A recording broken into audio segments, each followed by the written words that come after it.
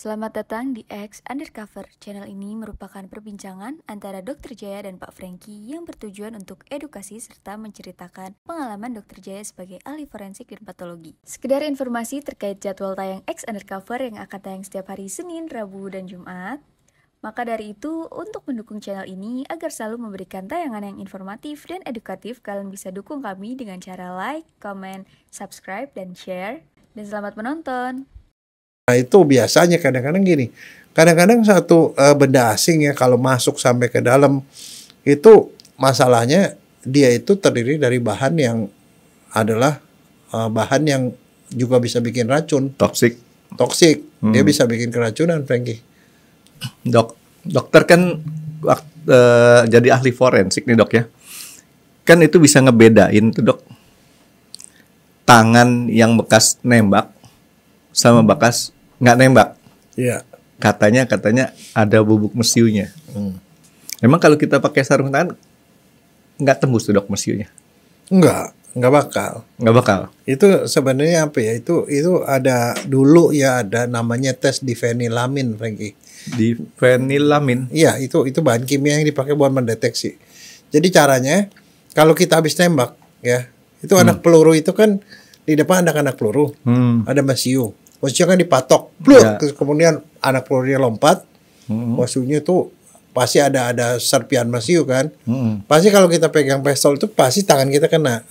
Nah di tangan kita ada mesiu. Nah, jadi kalau ketangkep seperti itu orang dan dia belum sempat cuci tangan, pergi ke dokter forensik, itu tangannya dicelup ke parafin cair. Kemudian didiamin, kemudian dicopot, jadi seperti kayak jadi sarung tangan. Bikin tuh. sarung tangan. Nah, sarung tangan itu dicetak, di dalamnya itu ada mesiu yang akan nempel ke parafin tadi. Oh gitu. Nah, mesiu itu disemprot sama bahan kimia namanya difenilamin. Maka yang ininya kelihatan kalau ada mesiunya warnanya jadi biru. Nggak bisa ngeleset ya? Berarti lo yang nembak gitu, lo bukan orang lain. Jadi kalau dia bilang, oh enggak bukan saya, dia yang nembak. Enggak lah, tangan kamu kena mesiu berarti kamu yang megang senjata gitu loh. Gitu. Tes itu dikenal sampai ratusan tahun, Franky. Nah, yang lucu gini, kalau nggak salah nih dok, kan bubuk mesiu itu kan awalnya kan adanya dari Cina dok ya? Iya, Cina yang nemuin ribuan tahun yang lalu. Franky. Terus dibawa di Cina itu kan dipakai buat hura-hura doang.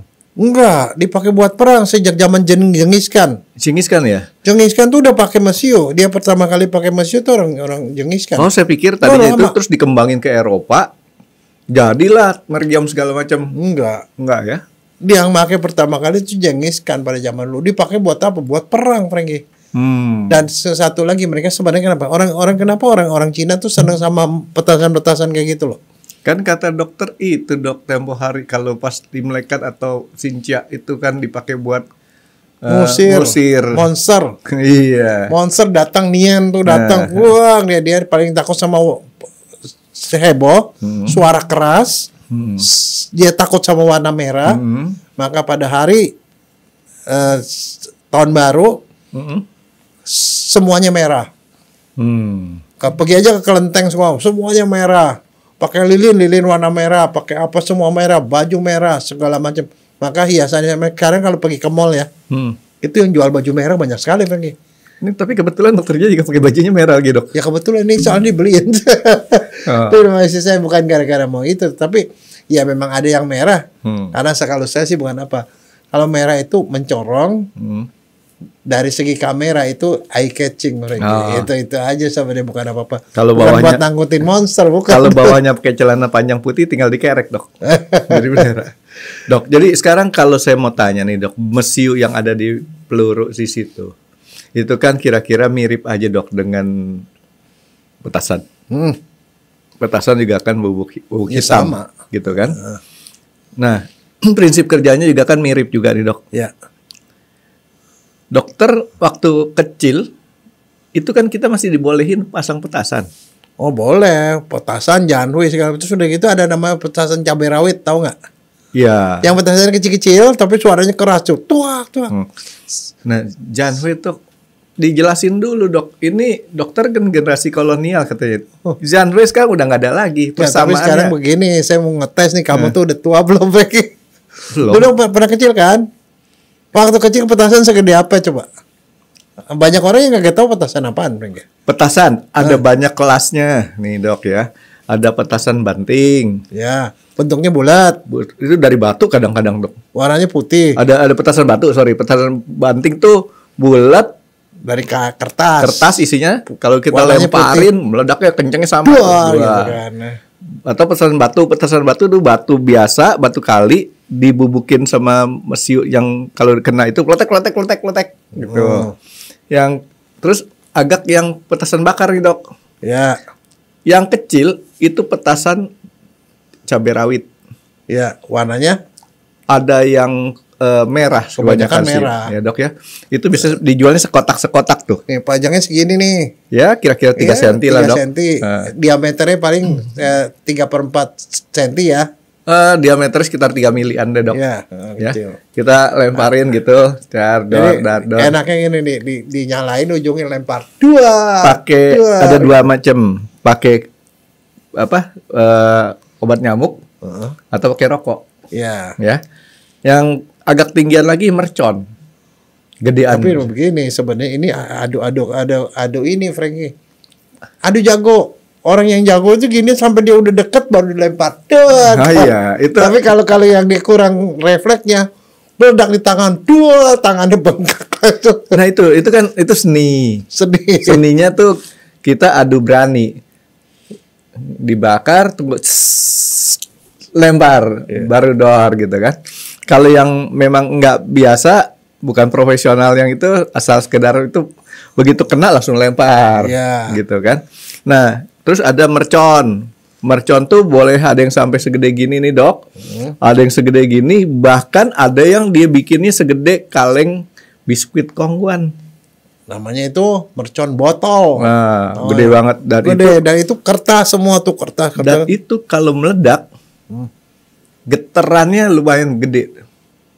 Itu kaca aja bisa pecah tuh kalau dekat-dekat rumah. Dan satu yang menjadi ciri khasnya, habis selesai meledak di situ yang tukang nyapu setengah mati. Iya. Itu benar dengan kertas segala macam. Sebenarnya prinsipnya apa bedanya dia dengan peluru, Frankie? Yang satu peluru kan itu hanya kalau petasan tuh untuk diambil ramenya suaranya doang. Kalau peluru itu efeknya dok, impactnya dari petasan tadi dipakai untuk melontarkan benda lain. Kan gitu. Komposisinya Saya nggak mau bahas dok. Soalnya itu enggak lah, secara prinsipil begini. sulfur dok. Kalau anak peluru, ini besi nih, anak peluru. Ini dibikin seperti kayak corong itu kan, seperti silinder. Silindernya tuh diisi sama mesiu. Di ujungnya dikasih anak peluru.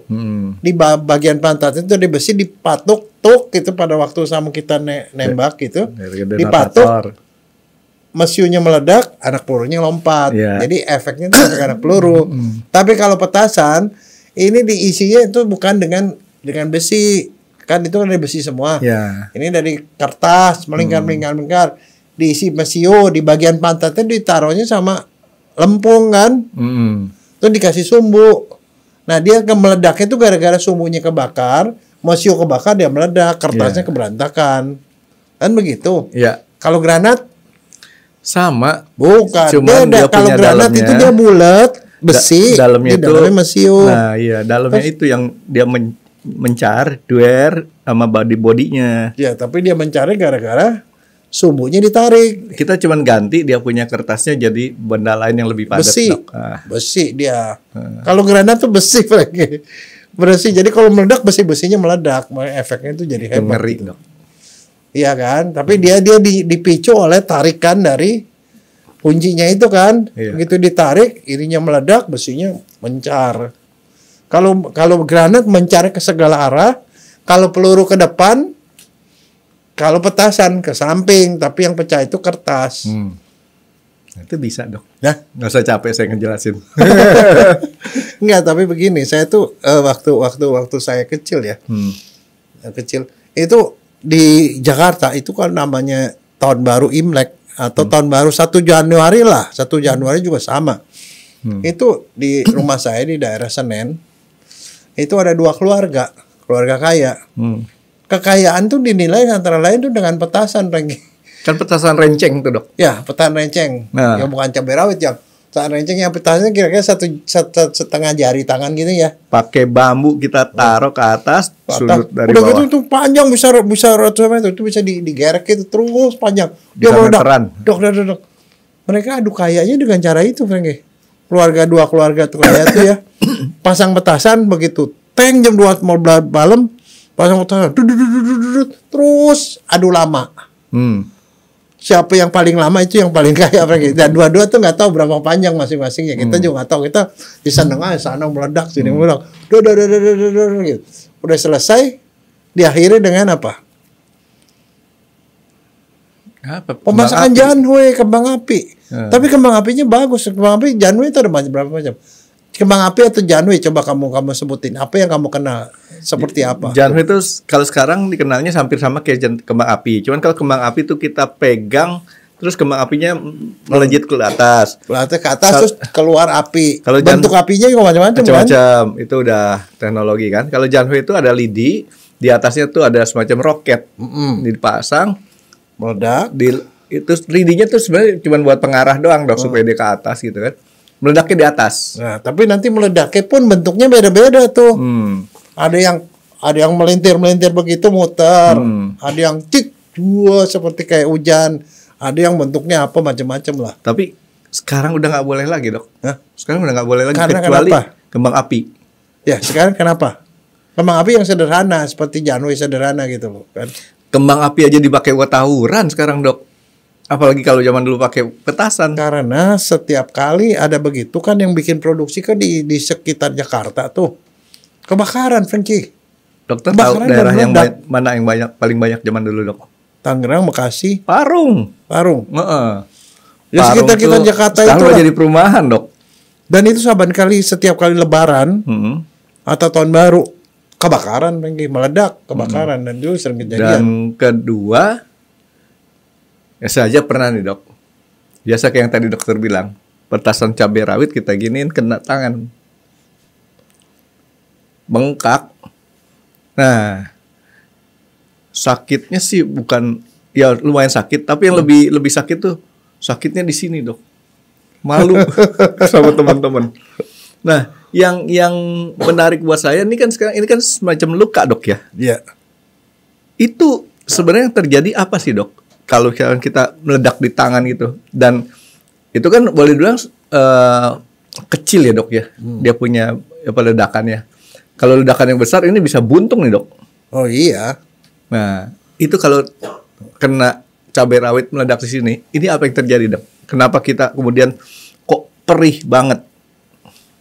Sebenarnya itu adalah trauma karena trauma fisik, karena sama seperti kayak tangan kamu tiba-tiba kena palu, atau ketek ke pencet begitu atau kepukul. Ya bengkak lah di daerah di dalam itu, bisa jadi ada beberapa jaringan kamu rusak, bisa pembuluh darahnya pecah, ada perdarahan di dalam segala macam, dan kemudian reaksi badan itu akan bengkak, reaksi radang, bengkak, darah ada di situ, dia keras dan sakit. Kan biasa kan radang tandanya apa? Panas kan, dolor, sakit, rubor, merah. Yang lucu, Terus kalau jangan dipikir yang lucu, itu sakit, Frankie, bukan iya, lucu. tapi yang lucunya gini, habis itu kita kasih olesin mentega atau margarin, tapi gak digoreng. Kalau digoreng kan mungkin jadi enak tuh, Dok, ya, Jadi dimakan. sosis. Nah, ini cuma dikasih itu. Sebenarnya itu tepat gak sih, Dok, pemberian margarin atau mentega tadi? Enggak, kalau dia seperti itu, yang mesti dilakukan adalah sebenarnya dikasih dingin, Frankie. Dikasih kompres dingin, karena ini kan panas. Panas, pelebaran pembuluh darah segala macam. Kalau dikasih dingin dia adem, cepet mereda. Kalau dikasih kayak tadi margarin yang nggak digoreng, Dia nggak apa-apa, cuman perasaannya aja kamu melakukan sesuatu daripada kamu diamin aja, kan artinya kan cuek kan. Iya. Makanya kalau kamu pakai fan kecap juga boleh, Frankie. Fan kecap terus dirasain gitu. Sama aja. Pokoknya prinsipnya ada sesuatu ya kamu care, menunjukkan care-nya dengan saya tempo hari cepat. Terus yang lebih konyolnya lagi apa? Kadang-kadang dikasih garam juga. Enggak, sebenarnya Kasih yang garam. enak dikasih micin, dikasih garam, kasih kecap, itu dijilat Frankie, makan sama nasi hangat. Atau dikasih Enak. kecap asin. Serius loh. Waktu masih kecil tuh apa juga disuruh kerjain. Kecap asin lah, atau dikasih garam, atau dikasih itu. Udah. Tapi yang konyolnya nggak kapok-kapok. Oh enggak, soalnya gagal lah Frankie. Kalau makin pendek itu sumbunya tua, makin mantap. Tapi itu sebenarnya nggak terlalu bahaya. Sebenarnya gini ya. Ini sekarang nih yang kesisa sekarang nih kalau pas tahun baru biasanya itu 1 Januari pasti rame lah. Petasan tak tek tok, tapi paling petasan yang kecil-kecil ya. Kalau mau saya petasan banting masih ada Frankie. Petasan banting, petasan kecil. Tapi kalau itu paling kembang api. Yang banyak sih kembang api, Dok. Kembang api. Kalau kembang api ya cuma dipegang aja gitu-gitu. Ini nggak begitu ini ya. Tetapi itu relatif nggak terlalu bahaya lah. Tapi waktu dulu saya punya pengalaman waktu saya kecil ya. Waktu kecil itu setelah selesai petasan itu, terus kemudian mereka pasang janwe. Janwe itu jadi bahaya masalahnya. Itu kan kamu bilang ada batangnya kan. Ya, kayak Batangnya lidi lah ngomongin gitu. arah gini. Masalahnya itu kan perumahan itu termasuk perumahan kumuh, Frankie. Kadang-kadang udah diarahin ke atas, maksudnya kan diarahin ke atas, dia meledak di atas, kelihatan bagus gitu kan. Wah, itu semua tuh keluar rumah pada nontonin begituan. Itu kadang-kadang ini dia jatuh, nyasar, jatuh ke orang. Iya. Nah, tahu nggak salah satu korban siapa? Saya. Kan gini, Zanwe itu kan tergantung. Nih Zanwe dulu ada di waktu saya SMP di Civita dan pastor Zanwe juga lagi. Zanwe itu kan tergantung keberanian kita pegang nih, Dok. Ya kan? Jadi kadang-kadang yang tadi dokter bilang itu meledaknya ke samping bukan karena dia melenceng, bukan. Belum ada tenaga naik ke atas, udah dilepas. Jadi dia Nah, arahnya sekarang nggak naik. masalahnya begini, kalau dia itu masuk ke kerumunan orang, kita nggak bisa tahu tuh siapa yang kena. Nah, pada waktu itu umur saya masih paling 5 tahun lah. Pakai baju, kebetulan bajunya itu dari bahan yang tetoron, Frankie. Bukan tetoron, baju yang setengah kayak plastik itu loh. Bener tetoron. Tetoron ya? Tetoron. Dia lompat begitu, Lengket tuh, Dok. masuk ke dalam kantong saya. Kantong. Iya. Langsung jus. Kan itu api nyala, Frankie. Begitu selesai, wah langsung dibuka bajunya. Di sini, Frankie. Segini luka bakar. Tetoron atau polyester lah, Dok ya. Itu bajunya itu nempel, Frankie. Nempel. Bajunya angus, nempel ke situ. Udah, kamu bayang nggak waktu masih kecil? Waduh, ketakutan. Saya dievakuasi ke sebelah ke tetangga.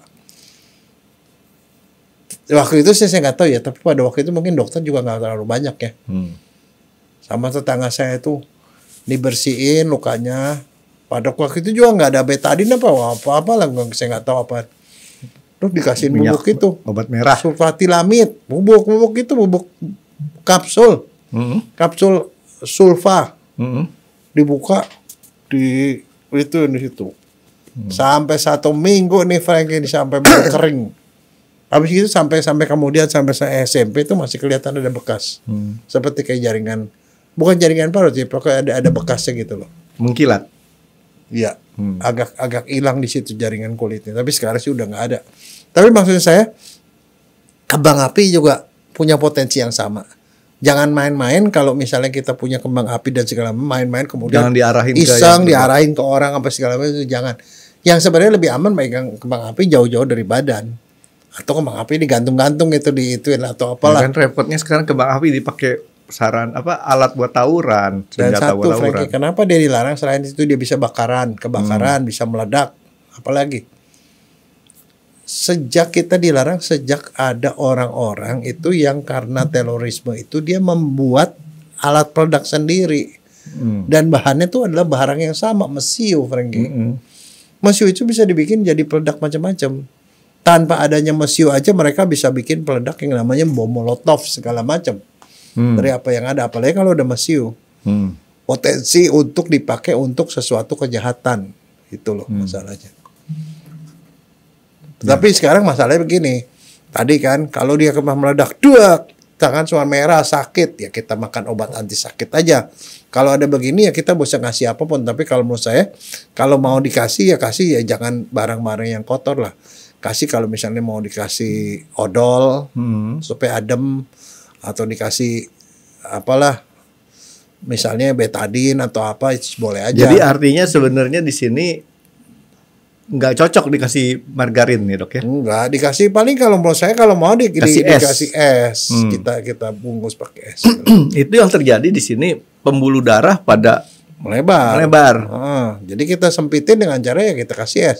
Kan reaksi badan kalau dikasih es kan dia akan ciut kan. Jadi mengurangi peradangan, mengurangi bengkak. Sakitnya itu berasanya bukan saat itu, Dok, yang lebih sakit lagi. Terus melendung. Nah, keluar air. Keluar airnya itu yang bikin perihnya bukan main, Dok. Iya, karena biasanya itu puncak dari peradangannya beberapa jam kemudian. Bengkak maksimalnya itu setelah itu. Karena kena panas, ya kulit yang akan melindungi diri akan ngeluarin plasma. Plasma itu keluarin air di situ, melindungi jaringan di bawahnya supaya nggak rusak, Itu reaksi tubuh sebenarnya untuk melindungi jaringan bagian dalam supaya nggak ikut rusak. Jadi si plasma tadi fungsinya tuh justru bagus ya. Iya. Kalau sampai dia nggak keluar plasma, justru yang kesikat dalamnya. Iya, jaringan dalamnya, ototnya dan segala macam. Jadi itu memang reaksi badan seperti itulah udah. Tapi kalau menurut saya sih yang kayak gitu cuma sekadar udah gitu, kalau nggak sampai kena panas itu biasanya sih nggak sampai melenting. Kalau melenting itu kalau kena panas banget, kena panas dia melenting. Nah, Dok, jadi kalau kita kena petasan itu kan cuma karena gara-gara kena panasnya doang, Dok. Beda kalau sama kena peluru, Dok ya. Oh, peluru bolong. Kalau peluru mah bolong. Peluru di situ kan bukan panasnya tapi benda asing masuk ke benda dalam. Kerasnya, Dok ya, yang masuk ke dalam. Nah, itu biasanya kadang-kadang gini. Kadang-kadang satu benda asing ya kalau masuk sampai ke dalam itu masalahnya dia itu terdiri dari bahan yang adalah bahan yang juga bisa bikin racun. Toksik. Dia bisa bikin keracunan, Frankie. Karena itu dari logam yang bisa meracuni. Satu lagi, dia bisa masuk ke satu organ yang kemudian bikin orang bisa celaka seumur hidup. Saya pernah satu pengalaman tuh tahun 89 ya. Itu pada waktu perang Timur. Ada seorang tentara TNI ketembak di sana dalam perang itu ketembak.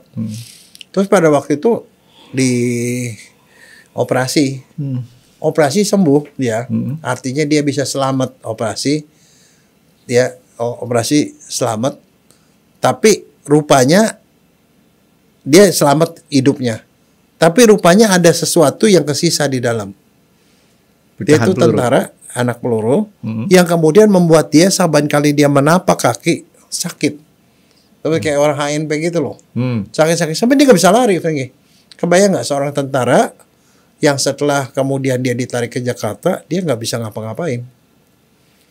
Gak bisa lari. Nah bareng boro-boro dia bisa naik pangkat, Frankie. Gak bisa naik pangkat. Iya. Akhirnya orang itu setiap kali gitu dia lari sakit. Kalau gak lari sih gak apa-apa. Oh, itu sebabnya jadi kalau orang ketembak peluru, itu anak pelurunya harus dikeluarin tuh, Dok ya? Ya, sampai ketemu. Sampai serpiannya. Nah, akhirnya orang ini bingung dia karena dia gitu. Akhirnya dia mau berobat tuan. Kan di sini udah dioperasi sama dokter, udah dikeluarin anak pelurunya katanya. Akhirnya pergi. Nah, itu yang satu yang sangat saya tuh sangat terkesan karena pada waktu itu kan saya pas lagi ada di Taiwan, dia dibawa sama satu teman saya dokter, dia bawa ke sana. Dia dibawa ke satu rumah sakit Taipei rumah sakit veteran, veteran Taipei. Sana datang hari Jumat, Frankie. Ya antar ke sana dengan membawa segala macam foto CT scan dan segala macam gitu. Mau pokoknya diselesaikan lah supaya dia bisa lari lagi gitu loh, pokoknya gitu. Habis gitu sampai di sana, terus saya pikir nih hari Jumat nih, Jumat sore ya, datang ke sana. Saya pikir paling ya diperiksa-periksanya paling hari Senin lagi. Karena itu udah Jumat sore. Kan biasanya Sabtu Minggu kan dokter nggak ada. Saya pikir paling dari Senin diperiksa, nanti baru seminggu lah gitu. Kebiasaan kita di sini, Dok. Ya. Begitu. Terus hari Minggu saya datang ke sana. Rapor-rapornya sudah selesai semua pemeriksaan. Jadi begitu masuk langsung pemeriksaan semua dilakukan gitu-gitu. Dan langsung rapat dokter dan segala macam. Pada hari Sabtunya itu udah ditentukan. Di sini ternyata tuh dia bilang ada serpian kecil anak peluru di salah satu tulang belakang. Ada gitu, dia bilang, dan itu mau dicabut. Nah dicabut tapi dia nggak tahu itu bisa stabil apa enggak, jadi mungkin nanti perlu diganjel dengan satu besi atau apa, dan ada beberapa bahan yang ini alternatif kayak gitu. Oke. Dilakukan operasi hari Minggunya, Seninnya udah selesai operasi dan dia udah nggak ada apa-apa sama sekali. Itu dokter yang benar, Dok. Kalau bisa dipercepat, kenapa harus diperlambat? Akhirnya nggak sampai hari Sabtunya lagi, Minggu besoknya itu, umumnya hari Rabu atau apa, dia udah bisa pulang ke Indonesia dan sama sekali itu semuanya udah selesai. Saya cuma bilang, gila ya kayak gituan. Satu kuncinya, Frankie, di sana tim, dokternya itu tim, langsung mereka kerja langsung, semua prosedur dilakukan dan semua dikerjakan dengan beres gitu loh. Dan itu yang sesuatu yang kalau menurut saya pada waktu itu ya, itu tahun 89-90-an, itu saya rasa itu masih langka di Indonesia. Saya nggak tahu sekarang ya. Di Indonesia juga sekarang sih dokternya banyak kan pakainya tim, Dok. Tapi saya nggak jelas juga sih, Dok, apa yang dikerjakan dengan tim di sana atau tim di sini, apakah sama apa enggak. Nggak tahu tuh, Dok, kalau kayak gitu. Tapi yang saya mau tanya sama dokter gini. Tadi kan kalau kita kena luka gara-gara petasan doang nih, Dok, itu kan sama aja kayak luka kena benda panas. Kita pegang kuali yang panas, kayak gitu kan, Dok? Kira-kira gambarannya gitu, Dok. Bisa panas, tapi bisa juga karena ledakannya. Ledakannya itu sama persis seperti kalau tangan kita dipukul sama martil atau apa pok gitu. Sakit. Jadi impact daripada tekanan tadi, Dok, ya, bukan hanya dari kalori yang panas tadi ya. Nah, itu nggak perlu sampai dibalut. Nggak perlu, Dok, ya. Perlu. Nah, saya kan sering nonton film juga, terutama film-film yang saya nonton sih kemarin film Timur Tengah ya, arti Timur Tengah, Israel sama Palestina. Mereka lucu di film itu, Dok. Saya nonton di Netflix. Sebenarnya antara Palestina sama Israel tuh baik-baik aja sih, artinya nggak serame yang di kondisi ini ya, itu cuma di film sih kali. Tapi yang saya mau ngomong sama dokter ini, kalau orang ketembak peluru, selalu orang itu mengajarkan kepada yang kena tembak tuh ditekan tempat masuknya peluru atau tempat keluarnya peluru. Padahal kan kita nggak tahu anak pelurunya masih di dalam apa udah keluar. Nah, itu fungsinya apa tuh, Dok? Ditekan kalau seandainya itu lukanya itu mengenai pembuluh darah, penekanan itu akan buat pembuluh darah itu tidak terbuka, Frankie, mencegah pendarahan. Jadi fungsinya adalah untuk supaya tidak banyak darah keluar. Iya. Begitu, Dok? Iya. Kalau anak peluru nanti urusan belakangan, itu urusan operasi. Tunda berapa lama sih nggak ada masalah, tetapi tetap aja kalau ada anak peluru harus dikeluarin. Tapi kan kalau kena di dalam itu darahnya berarti muter di dalam doang, Dok? Ya tergantung jaringannya keras apa enggak. Ada daerah yang rongganya banyak, misalnya paru, rongga dada ini, rongganya kosong, itu bisa keisi darah banyak. Tapi kalau di otot kita tekan, otot itu akan menekan pembuluh darah, jadi pendarahannya stop. Oh, jadi tergantung daerahnya. Jadi ternyata fungsinya adalah supaya yang bersangkutan yang kena peluru itu tidak sampai kehilangan darah. Iya. Jadi kalau dia tembus ke belakang, depan belakang ditembus, itu berarti sama kalau kena luka tusuk. Iya. Sama, Dok, ya. Karena ada benda yang membuat kita masuk ke dalam. Tapi sekarang gini, kalau tapi soal kita nih, kita ngomong nih dekat akhir tahun ya. Biasanya suka saya menghindari diri tuh kalau akhir tahun tuh keluar rumah di malam tahun baru. Macet, tanggal 31. Pernah sekali waktu tuh tahun baru apa? Saya bilang, "No, iseng nih, mau nyari nih Holland Bakery ke daerah kota." Pergilah saya bawa mobil sama anak saya. Berangkat jam 10 malam. Itu sampai jam 1 nggak balik-balik pergi. Ke sana sini orang pada keluar semua naik motor semua, petasannya. Tahun berapa, Dok? Udah lama juga. 90-an. Ya kalau udah ramenya sangat pergi ke sana sini. Udah jalan diarahin kemana-mana, Frank itu. Kalau 90-an Holland Bakery kan masih jarang, Dok. Kalau sekarang mah Holland Bakery dokter ke Kelapa Gading ada, di Sunter ada, di mana-mana ada. Ke sana sini. Jalan sini nggak bisa jalan karena semua arahnya sini, semua diarahin tuh sama polisi sana sini. muter sana, boro-boro, ampun deh. Habis begitu saya bilang nggak mau. Sekali waktu juga pernah juga malam tahun baru gitu di daerah puncak, Frankie. Sama juga. Di situ orang buat jalan aja susah, Frankie. Tapi di situ petasan segala macam rame tuh. Saya terakhir istilahnya tahun baruan keluar rumah itu waktu saya masih kelas berapa ya? Mungkin kelas 3 SD kali, tahun 70-an, Dok. Nggak terlalu rame. Untungnya yang punya mobil masih belum terlalu banyak. Jadi orang tua kebetulan beruntung ada mobil. Kita keliling. Itu yang nyebelin bukan itu, Dok. Trompet kita direbut dari mobil, ditarik. Udah jadi trompet buntung. Enggak, tapi kalau masih muda dulu sih kayak begitu sih enak, Frankie. Tapi bukan naik mobil, Frankie. Naik mobil benar-benar secara, kenapa? Kita nggak bisa kemana-mana karena itu penuh dengan motor. Kalau naik motor mungkin enak ya. Karena kenapa? Ya rame-ramean begitu kalau yang suka. Tapi Jakarta masih rame, Frankie. Masih rame. Itu jadi kalau mau keluar, kalau memang nggak suka keramaian jangan keluar. Kalau saya sih, kalau cuman sekedar mau liatin kembang api, Dok. Kebetulan rumah saya tuh adanya di tengah-tengah Jakarta sini. Dari tempat jemuran baju, lantai 3, itu ngeliat Monas juga dekat. Ngeliat Ancol gampang. Nggak, tapi beda lah, Frankie. Sama waktu saya pergi ke Jepang. Wih, Jepang tuh keren bener. Yang namanya pasang kembang api atau pasang petasan itu bukan pribadi ke pribadi. Pribadi nggak ada yang main begituan. Pemerintah. Saya kebetulan kan di kota Kobe. Pergi semua di pinggir pantai itu. Di situ kan ada jembatan bagus tuh, Kobe itu. Kobe Bridge namanya. Jembatan Kobe. Itunya ke sana laut. Kita sepanjang pantai itu kita nongkrong itu, semua orang bawa tripod, Frankie. Kamera udah begini. Itu mereka tuh kembang api. Buah kembang apinya bagus banget, Frankie. Dan itu selama mungkin berapa jam gitu ya mereka. Itu kalau direkamin itu bagus banget, Frankie. Jadi itu memang betul-betul atraksi. Dan itu nggak cukup dari rumah, nggak bisa. Kita mesti pergi ke pantai karena di situ pemandangan ada bridge, ada museum, Marine Museum namanya. Museum itu pokoknya gedungnya bagus gitu lah, seperti kayak rumah orang Padang itu yang gitu. Ada jembatan, ada itu kembang apinya bagus-bagus.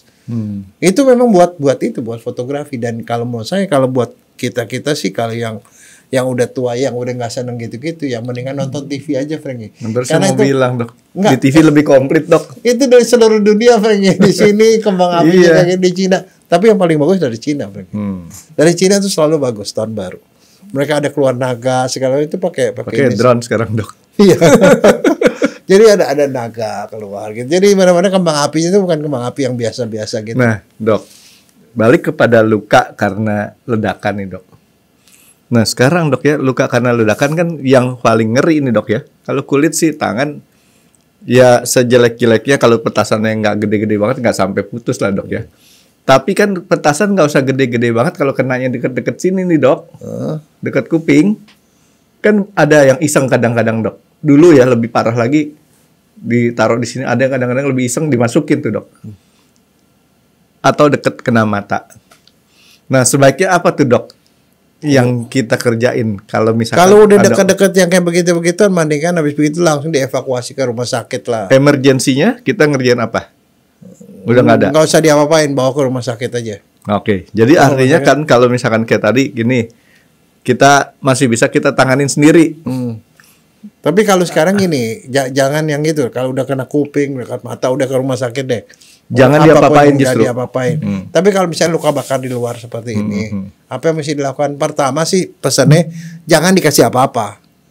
Jangan dikasih apa-apa. Mendingan kalau ada kain kasa, kalau ada betadine atau Rivanol yang buat kompres, dikompres aja, ditutup, bawa ke rumah sakit. Rivanol tuh yang lebih murah daripada betadine tuh, Dok? Iya, Rivanol warnanya kuning. Kalau mau beli juga gampang lah, ke apoteknya bilang Rivanol itu dibeli satu botolnya paling berapa ribu.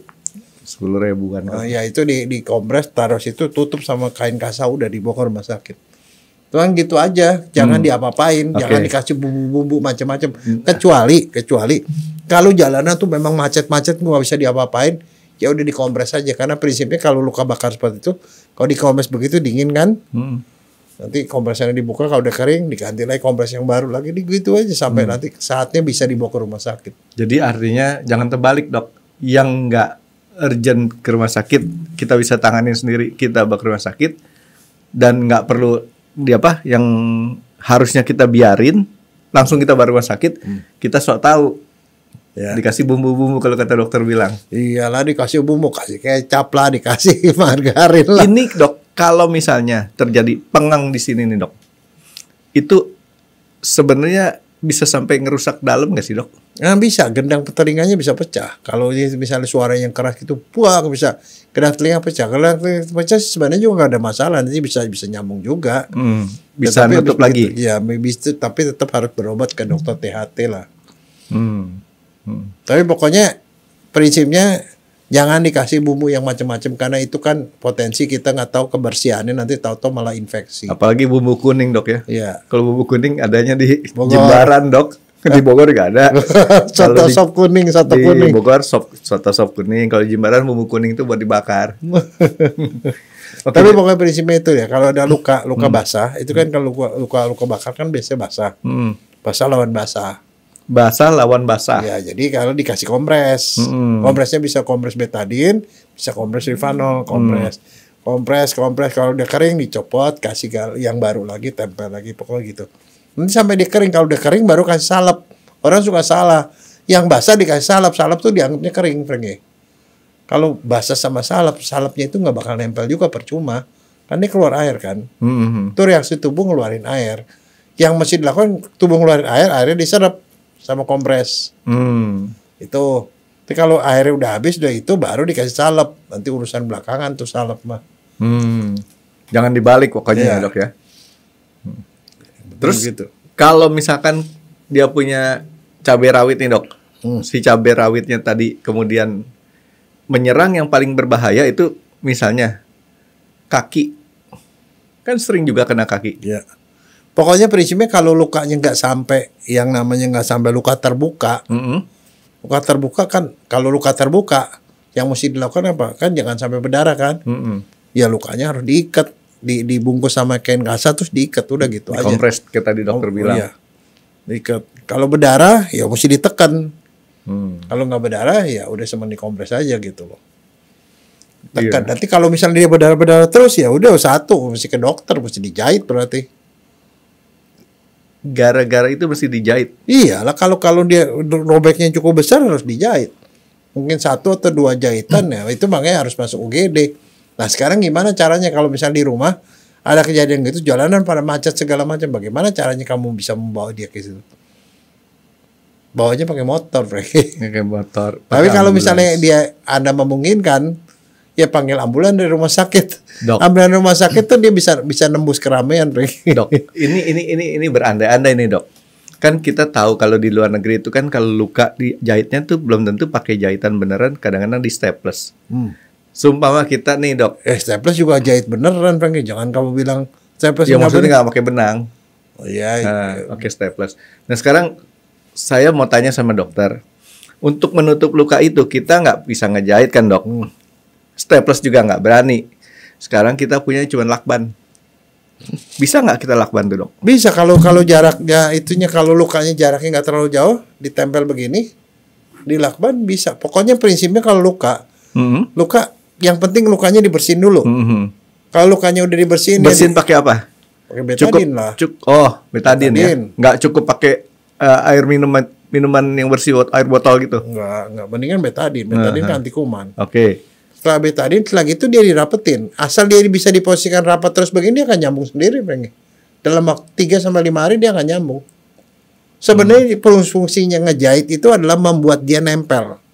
Kemudian dia akan merapat. Nanti setelah 1 minggu udah pasti udah nyambung, tinggal dicabut jahitannya. Jadi misalnya nih dok ya, ini paha ataupun badan, kan ada luka di sini. Ini lingkerin aja badannya pakai plester. Bisa, tapi yang jelas itu cuma kulitnya yang nyambung. Ototnya kagak. Nah sebabnya kenapa kita harus ke dokter, karena kalau ototnya robek, ototnya dijahit. Yang bagian dalam dijahit, baru kulitnya dijahit. Oh, dalamnya ikut dijahit juga. Iya. Nah itu kadang-kadang jahitannya bisa 2 lapis, Renggi. Nah, kalau kita cuman kulitnya doang, apa yang Enggak, terjadi, Dok? Si ototnya nggak dijahit, Dok. Ya nanti ada gangguan fungsi, ada otot yang nggak bisa gerak lah. Oh, gitu. Iya. Jadi artinya kalaupun sebenarnya kita cuman menutup luka doang, Ya luka luarnya ketutup. lukanya supaya jangan sampai keluar darah terus, Nah, itu sekarang aman. kebayang nggak? Misalnya kalau dari sini ke sini yang buat gerakin otot sini, kalau ininya kagak disambung kan ininya nggak bisa gerak. Iya, iya. Yang saya mau ngomong sama dokter gini, jadi misalkan emergency banget nih, Dok. Badan kita bebet nih pakai plester. Itu kan hanya untuk supaya nggak keluarin darahnya terlalu banyak. Ya, Tetap itu kita mesti bawa ke dokter. ya. Karena dokter itu nanti yang akan nyambung Bagian dalamnya. bagian dalamnya. Makanya yang jahitan tuh ada jahitan dalam, jahitan luar. Jahitan dalam jahitin otot, jahitin urat. Jadi kalau kayak tukang jahit bilang ada yang dijahit, ada yang diobras. Jadi kalau yang namanya staples segala macam jahitnya cuma jahit kulit doang nih. Saya pikir tadinya tuh dengan kita tutup itu selesai. Enggak. Ternyata itu dalamnya juga ada yang harus dijahit ya.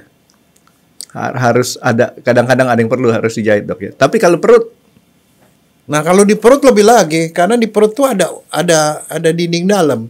Dinding dalamnya dijahit, ototnya dijahit, terus baru bagian kulit dijahit. kan ada tuh yang kuning-kuning tuh, Dok. Itu kan itu lemak. Lemak.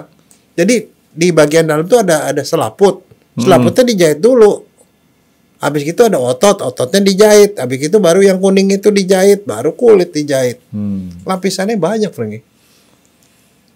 Makanya itu harus kerjaan dokter, Ya. makanya sekolahnya banyak, Franky. Jadi makanya yang saya mau ngomong sama dokter, kita jangan kita sok tahu nih. Udah kita bikin supaya dia tutup, ya kita anggap udah selesai. Enggak, makanya kan gini kan kalau orang kan kalau di daerah sih nggak tahu ya masih ada nggak ya kalau yang namanya rampok-rampok orang dicelurit katanya. Coba dicelurit tuh ususnya keluar. Yang dilakukan apa tuh kalau cerita silat ya, silat Indonesia. Ambil daun pisang, dia bungkus, dia taruh itu dibebet bawa ke rumah sakit. Yang di rumah sakit yang dilakukan apa? Pertama ususnya diperiksa, ada yang bolong nggak? Ada yang bolong, ususnya dijahit. Udah gitu ususnya dicuci sama dokter pakai NaCl. Dicuci udah bersih, usus dimasukin ke dalam, selaput perutnya dijahit, ototnya dijahit, lemaknya dijahit, baru kulit dijahit. Itu usus dikasih NaCl bukan buat dimarinasi itu, Dok ya? Enggak, kalau marinasi pakai itu, pakai bumbu-bumbu. Royco. Enggak, kayak gitu maksudnya saya. Itu memang kerjaannya kayak gitu, Franky. Mesti dicek. Jangan sampai semuanya diberesin ternyata ususnya ada yang bolong, nggak dijahit. Salah lah. Mati tuh orang tuh ya, Mati lah. ususnya bolong gitu, Dok ya. Makanan keluar semua, Dok ya, kalau misalkan ada yang bolong kayak gitu ya. Silakan Franky, walaupun luarnya udah oke itu, tapi dalamnya ada yang bolong. Infeksi bisa. ya. Jadi nggak sembarangan untuk menangani luka luar yang gara-gara kayak tadi, Dok. Entah itu karena peluru, entah terutama sabetan benda tajam ya, Dok ya.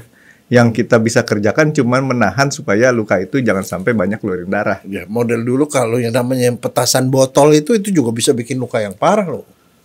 Bisa robek. Oh, Dok, petasan botol atau petasan yang segede-gede kayak saya bilangin apa? Tongguan tuh. Saya sempat ngalamin yang begitu tuh, meledaknya kayak meledakan bom, Franky. Bom gitu. Waduh. Kenceng itu, Dok. Saya pernah ya saat itu kan Jakarta masih Dan nggak terlalu kebayang ramai. nggak itu lingkaran itunya apa? Tebalnya kertasnya itu bisa segini, Franky. Bisa. Lingkar masiunya kan cukup banyak produk. Wah. Nah, habis begitu yang kerja berat itu adalah bagian kebersihan. Itu biasanya pas tahun baru. Di mana-mana tuh di sekitar Monas tuh penuh dengan kertas petasan warna merah, campur-campur merah putih segala macam kertas. Koran bekas. Iya, koran bekas isinya. Dan itu mereka bikin itu ya, bikin rumahan lah dulu yang begitu-begitu. Banyak yang saya bilang, seingat saya dulu tuh banyak daerah Parung, petasan Parung yang cukup lumayan ngetop, Dok. Nggak tahu sekarang sih, kebanyakan impor. Tapi waktu zaman dulu ya, waktu kita kecil dulu ya, yang gitu nih kebanggaan gitu ya kalau bisa bikin bawa petasan yang aneh-aneh, Janwe yang aneh-aneh gitu. Itu Ya, perasaan kita jadi anak-anak aja kali dok. Oh, teman nggak punya, kita Loh, enggak, punya. tapi itu harganya juga lumayan mahal, Frank. Ya makanya itu teman nggak punya, kita punya, kita udah bangga. Oh, iya. Petasan banting sengaja kita petasan batu. Cuman kletak. Tapi petasan banting tuh juga bahaya sih. Enggak, masih ada yang jual sekarang. Di SD gitu ada di Jakarta. Tahan banting masih ada. Gede-gede segede gini. Gede bakso. Heeh. Hmm. Bakso kecil. Ya, dokter mungkin masih nganterin cucu sih ya. Kalau saya nggak ada. Masih ada begitu-gitu. Ya, begitu bikin berantakan aja. Oh, nyapunya susah, Frankie. Banyak tuh. Bisa penuh itu jalanan. Itu kan diisi mesiu sama batu kecil-kecil tuh biasanya tuh supaya dia ada tenaga buat bikin panas kali dok ya itu ya. Oke dok, terus kemudian luka-luka yang timbul gara-gara petasan, kira-kira ada luka yang belum kita sebutin belum?